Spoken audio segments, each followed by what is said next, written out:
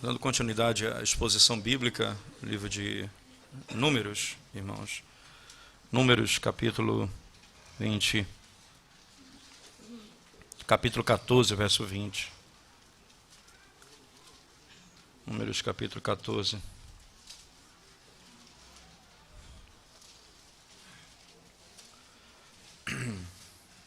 Até o versículo 38. Tornou-lhe o Senhor: segundo a tua palavra, eu lhe perdoei. Porém, tão certo como eu vivo, e como toda a terra se encherá da glória do Senhor, nenhum dos homens que, tendo visto a minha glória e os prodígios que fiz no Egito e no deserto, todavia me puseram à prova, já 10 vezes, e não obedeceram a minha voz, nenhum deles verá a terra que com juramento prometi a seus pais. Sim, nenhum daqueles que me desprezaram haverá.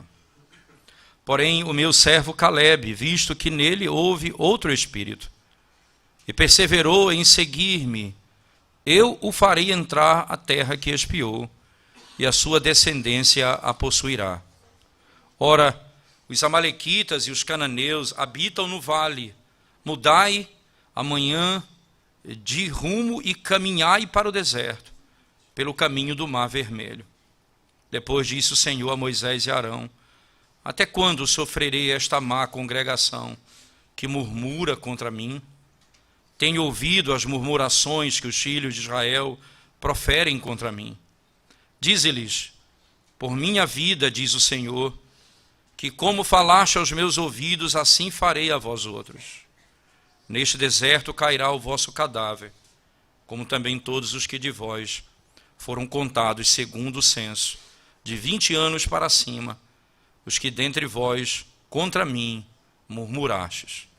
Não entrareis na terra a respeito da qual jurei que vos faria habitar nela, salvo Calebe, filho de Jefoné, e Josué, filho de Num. Mas os vossos filhos, de que dizeis: por presa serão, farei entrar nela, e eles conhecerão a terra que vós desprezastes. Porém, quanto a vós outros, o vosso cadáver cairá neste deserto. Vossos filhos serão pastores nesse deserto 40 anos, e levarão sobre si as vossas infidelidades, até que o vosso cadáver se consuma neste deserto.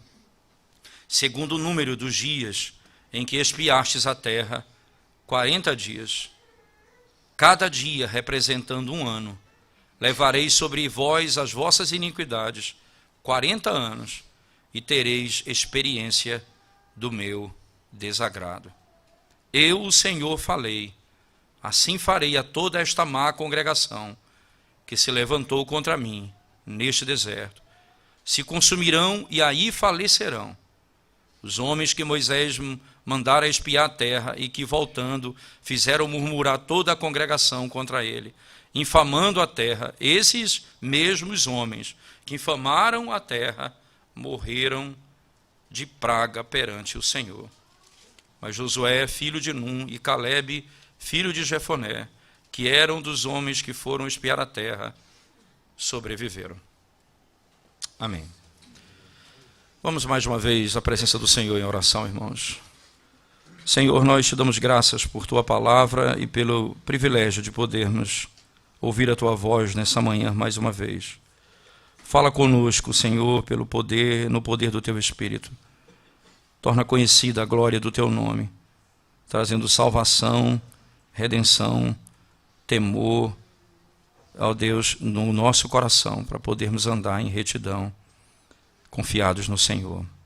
Em Jesus Cristo nós oramos, nosso Senhor. Amém. Sem dúvida, irmãos, nessa narrativa que vai chegando ao fim, esse período específico da história, o Senhor, mais uma vez, acrescenta um outro elemento importante para tratar do pecado de Israel. A duração dos dias da viagem para a terra prometida os dias serão prolongados. Veja, serão prolongados não por fidelidade. Por exemplo, quando Josué, lá no livro de Josué, ele vai para a batalha, não é? Um dia é prolongado para que ele termine de destruir os inimigos. Os dias são prolongados com objetivos, mas aqui eles são prolongados como juízo de Deus sobre Israel. Perceba o tempo que eles passarão no deserto, o tempo que eles andarão no caminho do deserto, será de grande tribulação e de aumento de sofrimento, e os seus dias serão os dias que eles morrerão naquele lugar e ali serão sepultados. O Senhor estabelece um conceito claro, ele vai punir o pecado de Israel. Mas ao mesmo tempo, irmãos, a narrativa começa com um perdão, veja, no verso 20, e é isso que é intrigante em toda a narrativa. O verso 20 ele diz, o castigo dado por Deus. Não é? Esse é o castigo que Deus dá. Mas ele começa perdoando o pecado. Veja, verso 20, tornou-lhe o Senhor, segundo a tua palavra, eu lhe perdoei. Veja, e que palavra foi essa? Se nós voltarmos para o texto anterior que nós expomos domingo passado, lembra que na oração de Moisés, duas coisas ele exalta. Primeiro, a glória de Deus. Então ele diz, ora, Senhor, se o povo que tu livraste da terra prometida com mão poderosa morrer no deserto, eles dirão, as nações dirão, que o Senhor não tem poder para concluir a obra. O Senhor livrou e não tirou o povo da terra da escravidão, mas não tem poder para fazê-los habitar nessa terra. Por isso os matou. Por isso os matou. Então, a preocupação de Moisés era, o que dirão os povos, Senhor? A tua glória dentro das nações.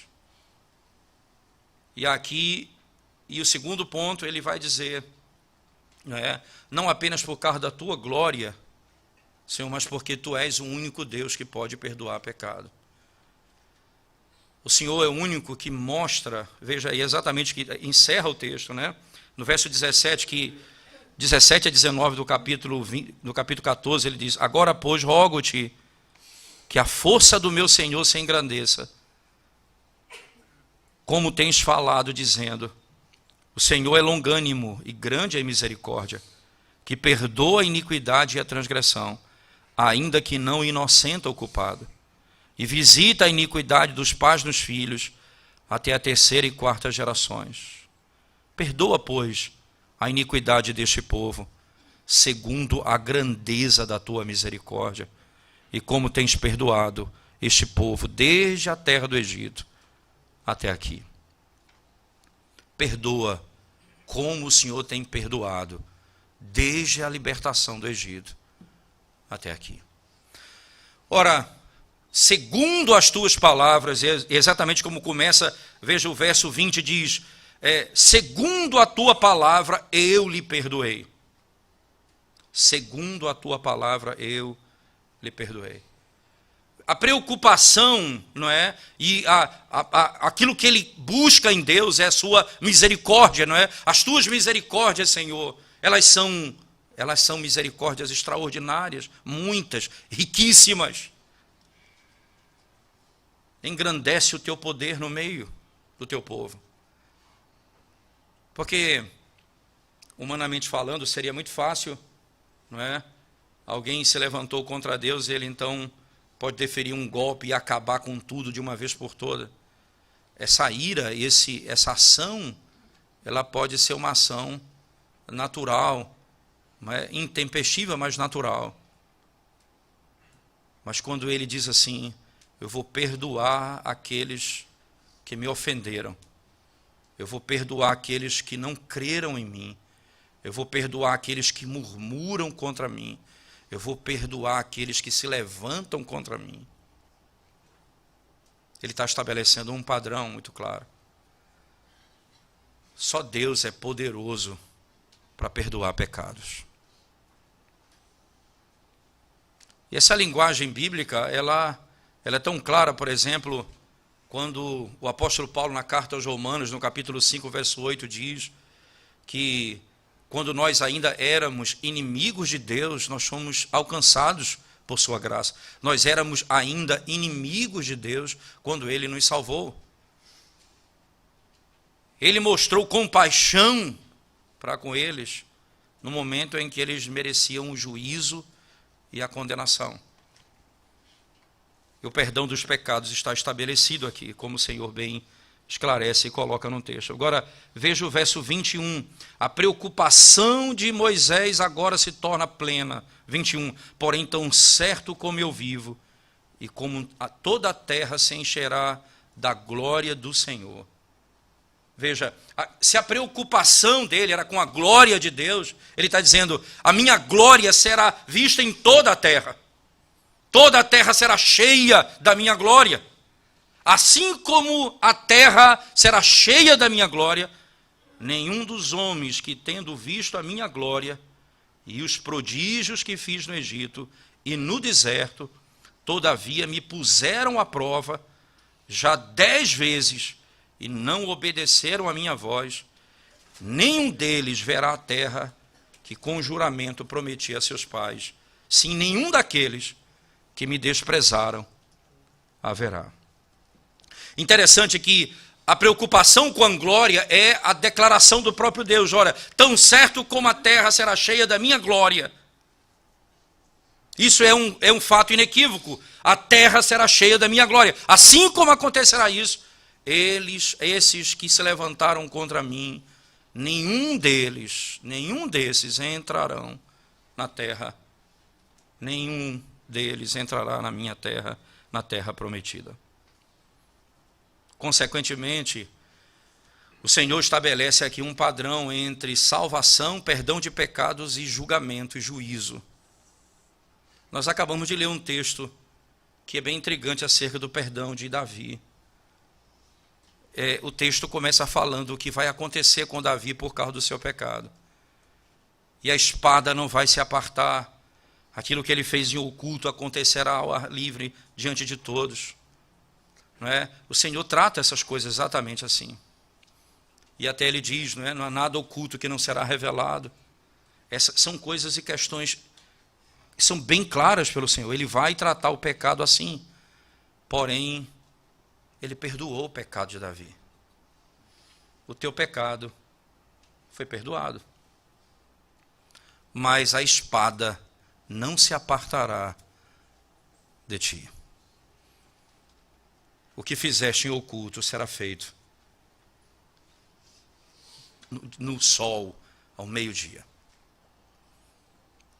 Esse pecado que você cometeu tramando para se deitar com a mulher de Urias, isso aconteceu na calada e no silêncio do dia e da noite. Agora eu vou fazer isso durante o dia. Agora o Senhor diz as mesmas coisas, mas numa outra perspectiva, é exatamente o mesmo princípio. Os teus pecados estão perdoados, mas nenhum desses que se levantou contra mim, murmurou, se levantou contra o meu poder, a minha obra, a minha misericórdia, esses que pecaram contra mim, nenhum desses entrarão, nenhum vai poder ver a terra ou entrar na terra prometida. E é interessante que o texto diz, esses que desprezaram, nenhum haverá, como diz o finalzinho do verso 23, nenhum desses. E perceba que agora, não é? E é interessante que a repetição do termo, não é? E numa narrativa ajuda a gente a entender que ele está enfatizando uma verdade. Perceba que Caleb é citado pelo menos 3 vezes no texto. Aquele que era a minoria, ele e Josué, que tinham crido, e enquanto os 10, aquilo que os 10 falaram se tornou o grande problema, e que foi que todos ouviram e todos atenderam. Agora, esses 2 são exaltados. Não apenas aqui, veja, por favor, não é? Você vai ver no verso 24. Porém, o meu servo Caleb, visto que nele houve outro espírito, e perseverou em seguir-me, eu o farei entrar à terra que espiou, a sua descendência a possuirá. Veja na sequência ainda, por favor, no verso 29 ainda. neste deserto cairá o vosso cadáver, como também todos os que de vós foram contados, segundo o censo, de 20 anos para cima, os que dentre vós contra mim murmurastes. Não entrareis na terra, a respeito da qual jurei que vos faria habitar nela, salvo Calebe, filho de Jefoné, e Josué, filho de Num. Veja de novo, no verso 35 em diante. Eu, o Senhor, falei, assim farei a toda esta má congregação que se levantou contra mim neste deserto.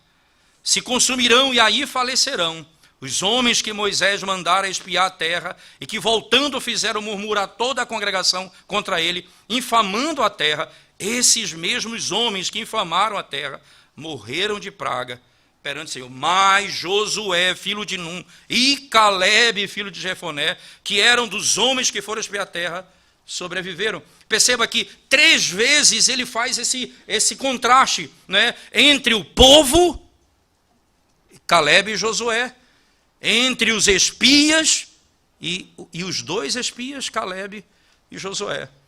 Ora, é interessante nós percebermos, irmãos, que aqui você tem uma distinção importante.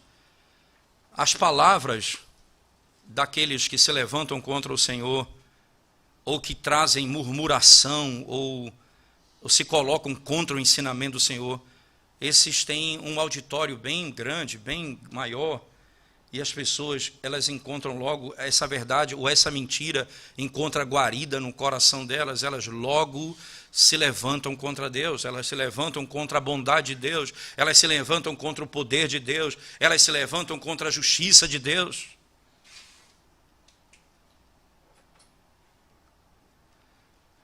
E imediatamente se encontra eco no nosso coração.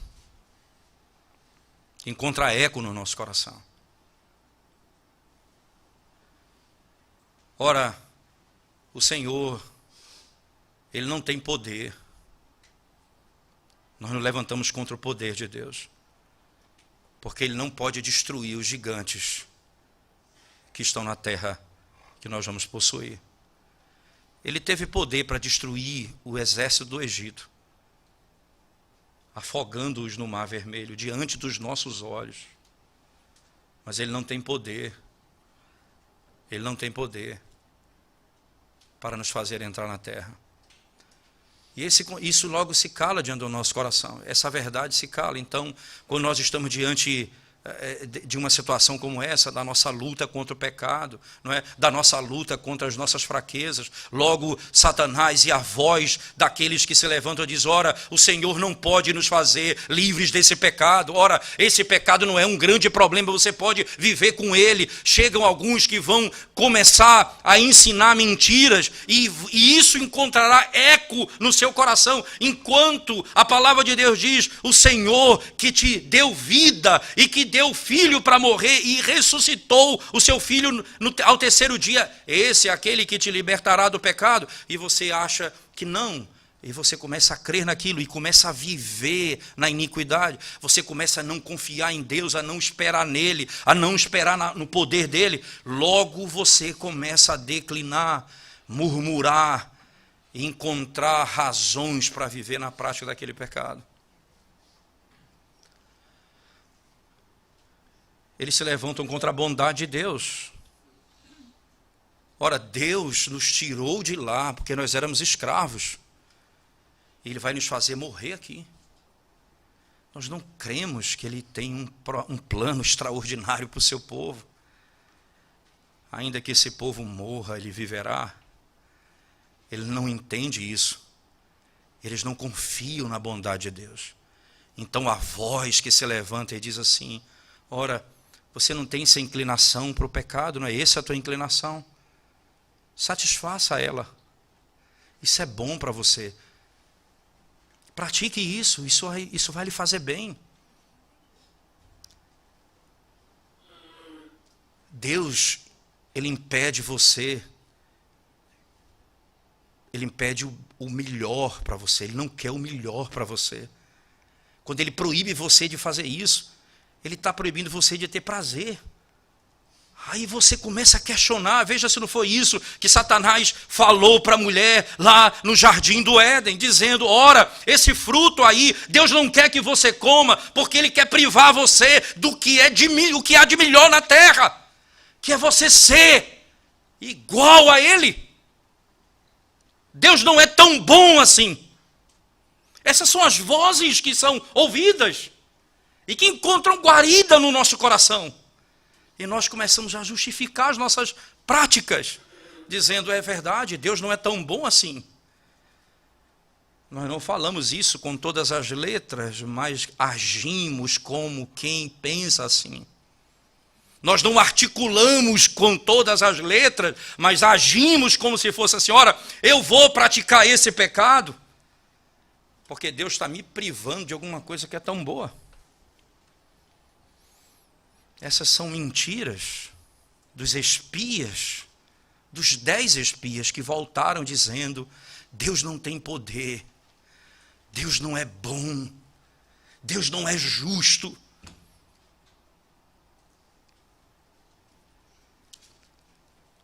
Calebe e Josué não foram ouvidos.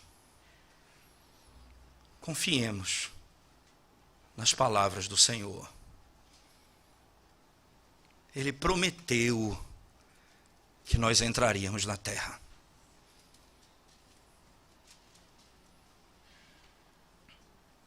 E aqui está a diferença que desfaz toda a estrutura da vida, irmãos. A narrativa, ela traz implicações diretas. 3 vezes as 2 verdades são repetidas no todo do texto, para que fique claro a diferença entre Calebe e Josué, os 10 espias e o resto do povo. Eles não creram no Senhor. Veja, por favor, na sequência do versículo comigo, verso 25, ele diz, ora, os amalequitas e os cananeus habitam no vale, mudai amanhã de rumo e caminhai para o deserto, pelo caminho do Mar Vermelho. Agora o Senhor está dizendo, vocês vão mudar a rota, eu vou fazer vocês voltarem pelo caminho, voltem para o Mar Vermelho. Se vocês tiverem a ideia do mapa na mente, não é? Imagine que aqui embaixo você tem o Egito, aqui você tem a Palestina exatamente nessa direção. Você tem a Palestina, eles saem dessa região, eles habitavam na terra de Gósen, na parte mais alta, no mais extremo norte do Egito, pronto para sair. Eles saem daquela terra na direção da Palestina. O caminho era muito rápido, quando eles chegam ali, eles se levantam contra Deus. E o Senhor então diz, agora vocês vão voltar. E eles voltam esse caminho, mas não atravessam o Mar Vermelho. Eles vão rodear o Mar Vermelho, eles vão pela margem do Mar Vermelho, eles vão descendo pelo deserto de Sim, eles vão descendo até o Monte Sinai, eles vão passar de volta pelo deserto e vão entrar pela parte onde está o Rio Jordão.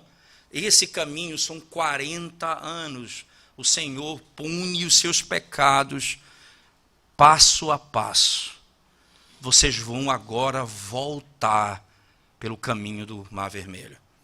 Veja o que ele diz no 25, amanhã de rumo, não é? E caminhai para o deserto, pelo caminho do Mar Vermelho. Vocês vão voltar do lugar de onde vocês saíram.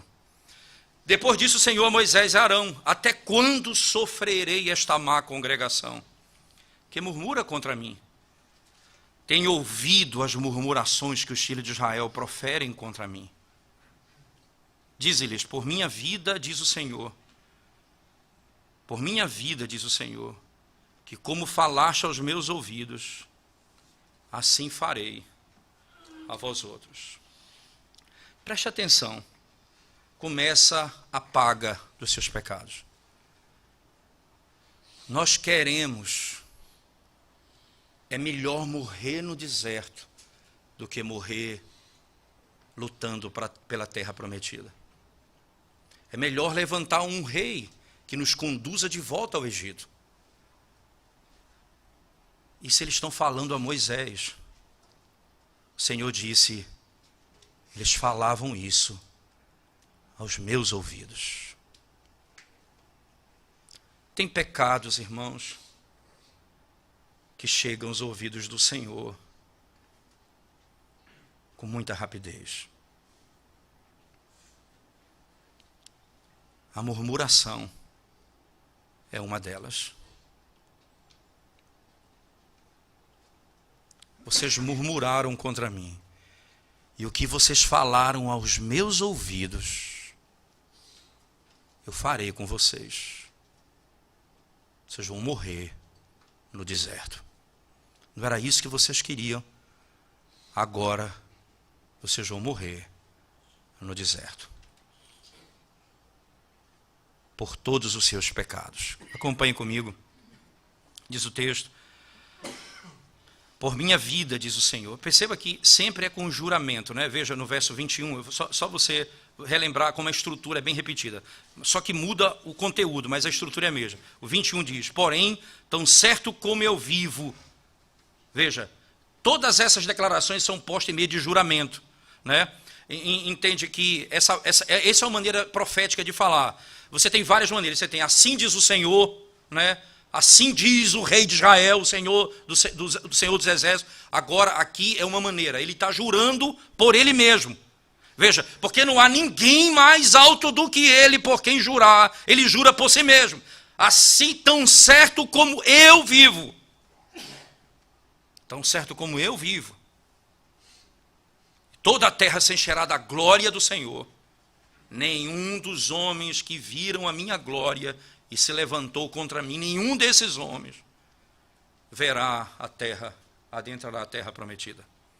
De novo no verso 26, vem melhor, no 28, diz-lhes: por minha vida, diz o Senhor, que como falaste aos meus ouvidos, assim farei a vós outros. Neste deserto cairá o vosso cadáver, como também todos os que de vós foram contados, segundo o censo, de 20 anos para cima, que dentre vós contra mim murmurastes. Não entrareis na terra a respeito da qual jurei que vos faria habitar nela, salvo Calebe e Josué. Verso 31. Mas os vossos filhos que dizeis, por presa serão, farei entrar nela. Veja que era esse o argumento deles. Os nossos filhos serão devorados nessa terra. Murmurando contra o Senhor, dizendo que Deus não tinha preocupação com seus filhos. O Senhor diz: os filhos de vocês, eles entrarão na terra, mas vocês não entrarão. Vocês desprezaram a terra, os seus filhos entrarão, mas vocês não entrarão. A sequência ele diz, no verso 32, porém, quanto a vós outros, o vosso cadáver cairá neste deserto. Vossos filhos serão pastores nesse deserto 40 anos, e levarão sobre si as vossas infidelidades, até que o vosso cadáver se consuma neste deserto. Aí vem de novo outra punição, segundo o número dos dias em que espiaste a terra, 40 dias. Quantos dias vocês passaram espiando a terra? 40 dias. Eu vou acrescentar 1 ano para cada dia que vocês espiaram a terra. Vocês viram a minha glória e desprezaram. Vocês não vão entrar na terra.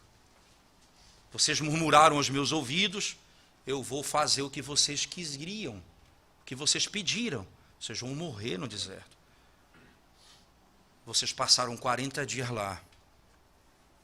Agora, vocês vão para cada dia 1 ano. 40 anos no deserto. Cada dia representando 1 ano. Levarei sobre vós as vossas iniquidades 40 anos e tereis experiência do meu desagrado. Eu farei isso a essa má congregação que se levantou contra mim nesse deserto. Serão consumidos, falecerão, porque fizeram murmurar a congregação. Todos eles morrerão. Ora, irmãos, é interessante nós pensarmos nessa dupla realidade, né? Os seus pecados foram perdoados, mas 3 vezes o Senhor diz qual será a punição deles no deserto. eles vão, quem viu a glória do Senhor não vai ver a terra, porque murmurou contra o Senhor. Os que falaram aos ouvidos do Senhor, o Senhor vai fazer aquilo que eles pediram, eles vão morrer no deserto. E cada dia será um ano acrescentado, em que eles não creram no Senhor quando forem espiar a terra. Agora eles passarão 40 anos. O Senhor poderia tê-los destruídos todos num único ato. Num único momento, o Senhor poderia ter matado todos numa única palavra, numa única ação, num único movimento dele. Por que o Senhor faz isso? Por que o Senhor trata os nossos pecados assim? Porque que não significa perdão dos nossos pecados, que nós estamos livres das consequências dos nossos pecados. E por que o Senhor traz o sofrimento como juízo sobre o nosso pecado? São perguntas importantes que nos ajudam a entender bem esse texto por algumas razões básicas. Veja, irmãos, se você olhar, por exemplo, a descrição no livro de Deuteronômio, eu queria que você... Deuteronômio 1, 34 a 40, por favor. Veja, aqui Moisés está resumindo a história que aconteceu em Números. Veja as palavras. Tendo, pois, ouvido o Senhor as vossas palavras, indignou-se e jurou. Veja, é interessante que Moisés captura exatamente o juramento, né? O Senhor fez um juramento e jurou dizendo: certamente nenhum dos homens desta maligna geração verá a boa terra que jurei dar a vossos pais, salvo Calebe, filho de Jefoné, ele a verá, e a terra que pisou darei a ele e a seus filhos, porquanto perseverou em seguir ao Senhor. Também contra mim se indignou o Senhor por causa de vós, dizendo: também tu lá não entrarás. Veja, o próprio Moisés recebeu punição parecida: tu lá não entrarás. Josué, filho de Nun, que está diante de ti, ele ali entrará. Anima-o, porque ele fará que Israel a receba por herança. E vossos meninos, de quem disseste, por presa serão, e vossos filhos, que hoje nem sabem distinguir entre o bem e o mal, esses ali entrarão, e a eles darei a terra, e eles a possuirão. Porém vós virai-vos e parti para o deserto, pelo caminho do Mar Vermelho. Moisés agora acrescenta a essa história, a história que acontece com ele na sequência de Números: eu mesmo não entrarei na terra. Ora, então fica claro para nós, de modo direto, que entrar na terra sim significa entrar na terra prometida e mesmo no paraíso, mas ainda não é a terra prometida que o Senhor deu e que o Senhor nos dará no fim de toda a história, porque senão nós podíamos dizer que Moisés não foi salvo. Isso seria um equívoco. Então não entrar na terra é uma disciplina. Então nós estamos tratando aqui do Deus que perdoa o pecado, mas disciplina o seu povo, para que eles aprendam a amar aquilo que é superior, não a terra, mas aquilo que é superior. Para que ele se desapegue das coisas desse mundo e aprenda a amar aquilo que está além dessa terra prometida, que é a cidade que tem fundamentos, cujo arquiteto e Senhor, e Criador, e Fundador é Deus. Ora, me parece que esse é um princípio claro que o próprio Moisés vai continuar escrevendo. Se você for comigo para o Deuteronômio, capítulo 8, por favor. Veja, aqui é a teologia do livro de Números, né? Moisés aqui vai trazer a memória do povo. Veja, aqui já é a geração que vai entrar na terra prometida. Muitos dos que pecaram ali já morreram, se não todos. Tanto é que a lei é repetida no capítulo 5. Por que a lei é repetida? Porque aqueles que estavam no Monte Sinai não estão aqui agora para ouvi-la. Morreram todos. É uma outra geração que está aqui, porque os seus pais morreram. E ele passa então a descrever por que o Senhor faz isso. Veja, a partir do verso 1 do capítulo 8 de Deuteronômio: cuidareis de cumprir todos os mandamentos que hoje vos ordeno, para que vivais e vos multipliqueis, e entreis e possuais a terra que o Senhor prometeu sob juramento a vossos pais. Recordar-te-ás de todo o caminho pelo qual o Senhor teu Deus te guiou no deserto, esses 40 anos, para te humilhar, para te provar, para saber o que estava no teu coração, se guardarias ou não os meus mandamentos. Você sabe por que o Senhor te fez passar por isso? Esses 40 anos no deserto, tendo perdoado os teus pecados,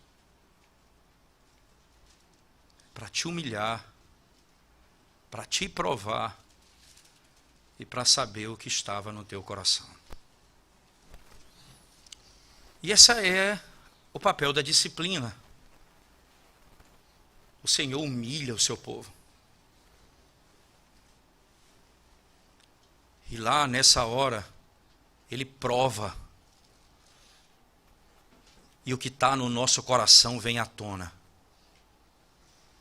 Ora, normalmente nós usamos esse tipo de linguagem entre nós, crentes, irmãos. Fulano de tal me faz agir assim. Fulano de tal me causa tal coisa. Eu lembro na época da política dele, fulano me desperta, não é, os sentimentos mais primitivos lá, do Roberto lá, não é, do Jefferson, né? Roberto Jefferson, quando ele disse isso em público, não é, ele me desperta os instintos mais primitivos. Na realidade, o que as pessoas, ou o que o sofrimento, ou o que o Senhor nos permite passar, não é isso que produz o mal no nosso coração, não. Isso revela o mal do nosso coração. Isso revela o que está no nosso coração. As nossas reações, a maneira como grosseiramente, abruptamente, carnalmente lidamos com as coisas ao nosso redor, não é? A maneira como lidamos com as coisas de Deus. O sofrimento, quando ele vem, quando a tentação chega, quando a provação chega, ela vai revelar o que está dentro do meu coração. E o Senhor, então, Ele trata o meu coração exatamente aqui. Veja que bondade. Eu te fiz passar por isso. 40 anos no deserto, para te humilhar, para te provar e para saber o que estava dentro do teu coração. Veja que Deus maravilhoso. Quando isso vem à tona, isso não é para você matar o seu irmão, não. É para que o pecado seja tratado. Para que fique claro o mal que há em mim.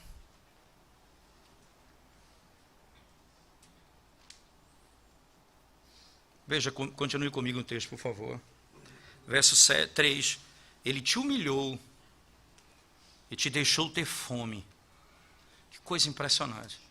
Veja, a fome aqui não é ação externa. O Senhor, aqui é a ação divina. Ele é o agente, Ele é quem age aqui. O Senhor, Ele te humilhou, Ele te fez, Ele te deixou ter fome e te sustentou com um maná que tu não conhecias, nem teus pais o conheciam, para te dar a entender que não só de pão viverá o homem, mas de tudo que procede da boca do Senhor viverá o homem. Veja, o Senhor te tirou essas coisas, te fez ter fome, sede, para que você entendesse que não é do pão dessa terra que você vive, mas do pão que vem do céu. Para que você entenda, o Senhor te tira as coisas, o Senhor te humilha, o Senhor te prova, o Senhor arranca, o Senhor te permite viver sem coisas, sem algumas delas, para que você saiba que você pode viver sem elas, mas não pode viver sem Deus. Você não pode ficar sem Ele. E aqui é o grande ponto, o Senhor está ensinando ao povo, vocês vão voltar para o deserto. Eu perdoei o teu pecado, agora eu vou tratar com vocês. Agora eu vou tratar com o coração de vocês. E assim o Senhor fez conosco, irmãos. Ele perdoou o nosso pecado, agora Ele trata com o nosso coração. Ele mostra na caminhada pelo deserto as nossas necessidades. Para que saibamos disso. Que não é só de pão que vive o homem, mas de toda a palavra que procede da boca de Deus. Agora veja comigo, por favor, irmãos. Na sequência do texto ainda, por favor. 4. Nunca envelheceu a tua veste sobre ti, nem se inchou o teu pé nesses 40 anos. Veja o cuidado de Deus. Sabe, pois, no teu coração, que como um homem, e aqui a linguagem é claríssima, disciplina seu filho, assim te disciplina o Senhor teu Deus. E aqui ele diz, assim como um pai disciplina o filho, assim o Senhor disciplina os seus filhos, te fazendo ter fome, sede e passar por necessidades nessa vida, para que você aprenda do que você precisa de Deus. Às vezes os filhos são abandonados pelos pais, para que eles aprendam que o Pai Celeste nunca os abandona. Às vezes o marido abandona a esposa, para que a esposa aprenda quem é o teu marido. Às vezes a esposa se separa do marido, para que você entenda quem é que supre todas as tuas necessidades. O Senhor nos permite ser privado de coisas nessa vida, para o nosso bem. Acompanhe o texto comigo ainda, por favor. Verso 15 e 16. No mesmo capítulo. Eu deixo ler do verso 11, que vai fazer mais sentido para nós. Veja bem. Guarda-te, não te esqueças do Senhor teu Deus, não cumprindo os seus mandamentos, os seus juízos e os seus estatutos, que hoje te ordeno, para não suceder que depois de teres comido e estiveres farto, depois de haveres edificado boas casas e morado nelas, depois de se multiplicarem os teus gados e os teus rebanhos, e se aumentar a tua prata e o teu ouro, e ser abundante tudo quanto tens, se eleve o teu coração e te esqueças do Senhor teu Deus, que te tirou da terra do Egito, da casa da servidão, que te conduziu por aquele grande e terrível deserto, de serpentes abrasadoras, de escorpiões e de secura, em que não havia água, e te fez sair água da pederneira, que no deserto te sustentou com maná, que teus pais não conheciam, para te humilhar, para te provar, e afinal, te fazer o bem. E no final, te fazer o bem. O Senhor, o povo a quem Ele perdoa, esses são seus filhos. E os seus filhos Ele disciplina para o bem.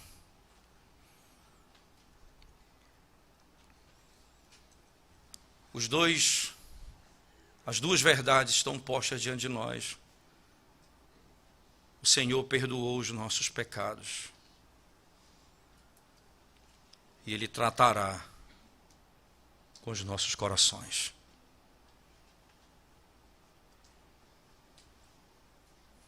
Todos nós somos tratados por Ele. Para que ansiemos, não por uma terra na Palestina, mas vê-lo face a face. Ele nos fará e nos humilhará e nos provará e nos fará entender essas coisas, para que o nosso prazer esteja nele e não nas coisas dessa vida.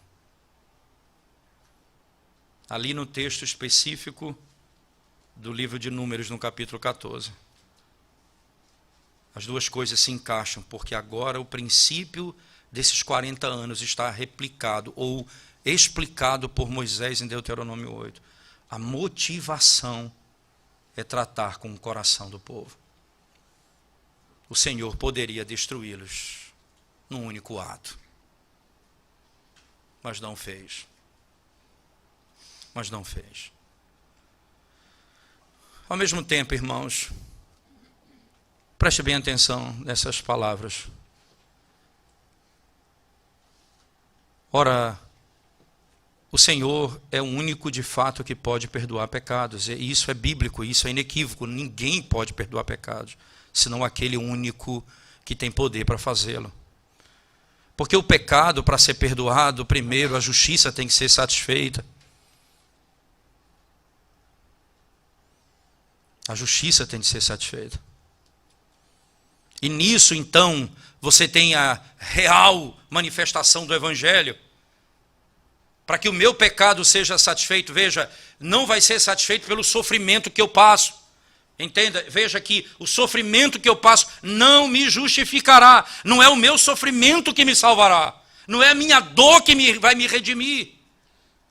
O que me redime é o sofrimento de Cristo.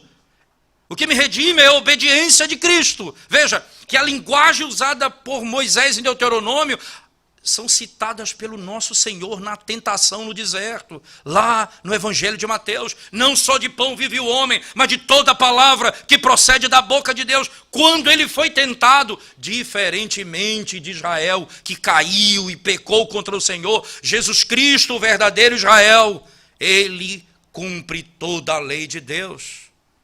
Ele nunca cometeu pecado. Ele foi humilhado.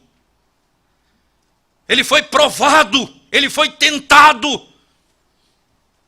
Ele passou por necessidades. Ele foi privado de coisas. Até mesmo da presença do Pai. Na cruz do Calvário, quando disse: Deus meu, porque tu me desamparaste. Ele foi privado da própria presença do Pai, para que nós nunca fôssemos privados da sua presença. O Senhor está conosco. Não é o meu sofrimento que me redime. Não pense que você é digno do céu porque você sofre tanto. Porque senão não teria inferno. O inferno é o sofrimento eterno, que só não passará por ele, por aqueles, pelo fato de Cristo ter morrido pelo seu povo. Você não passará pela eternidade do inferno, se Cristo, que sofreu o sofrimento do inferno, sofreu por você. Somente aí. Daí o seu pecado é perdoado. Ora, ele que pode perdoar pecados, porque só ele pode satisfazer a justiça.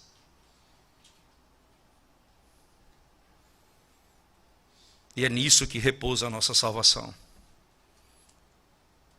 Mas perceba, agora, como filhos de Deus, libertos da escravidão,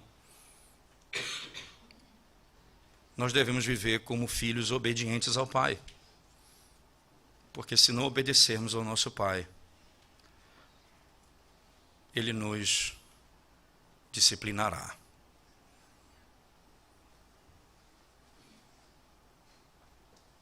Mas ainda assim, é diferente.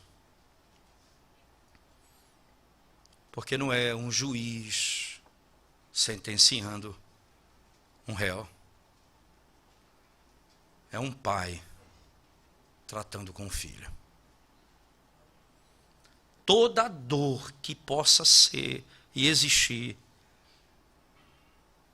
ela tem propósito de revelar em nós a glória de Cristo, de parecermos mais com o nosso Salvador, de sermos mais semelhantes a Ele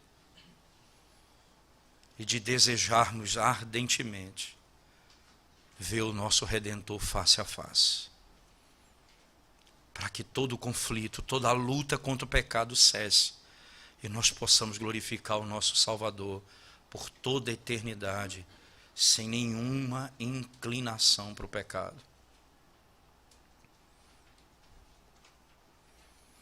Isso então nos ajuda a entender como é sério estar sem disciplina.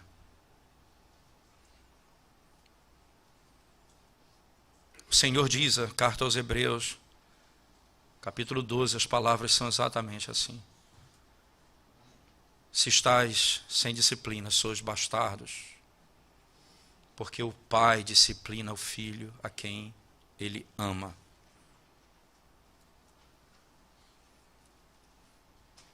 Se você está solto no pecado, se você está vivendo na iniquidade continuamente, cuidado,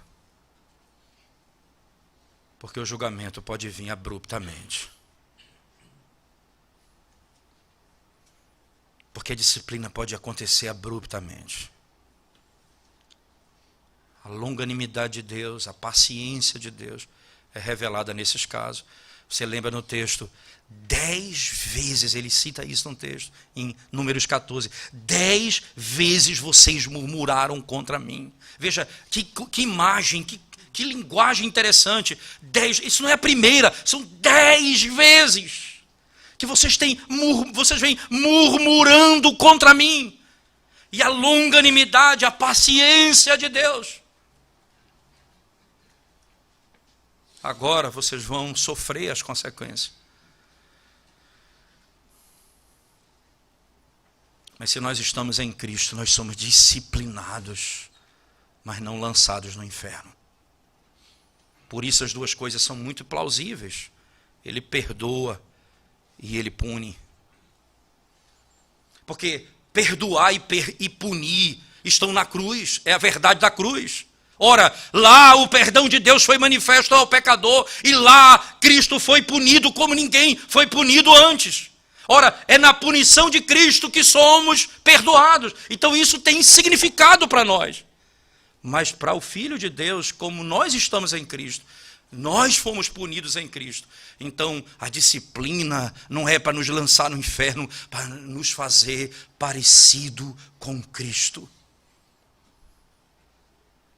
Continuamente.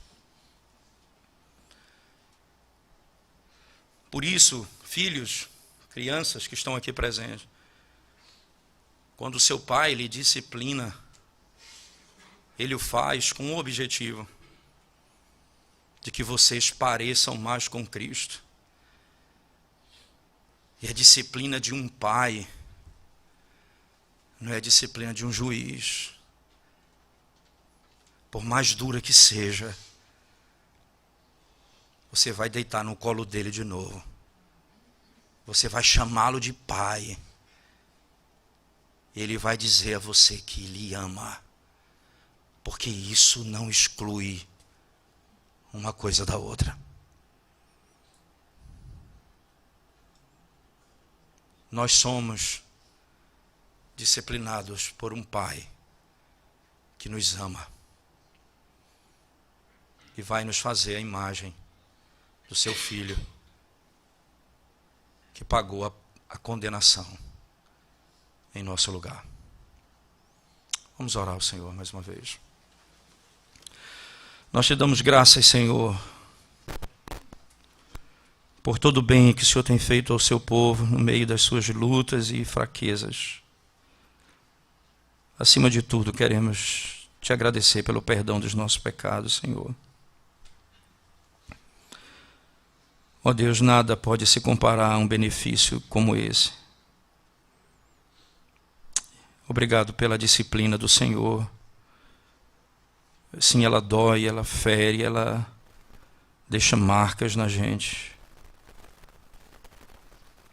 Como é bom saber que quem nos disciplina é o Pai que nos ama e quer o nosso bem. Ajuda-nos como igreja a vivermos uma vida reta e santa em obediência ao nosso Pai. Fugirmos do pecado, amarmos a retidão de todo o coração. porque no final de tudo o Senhor nos fará o bem.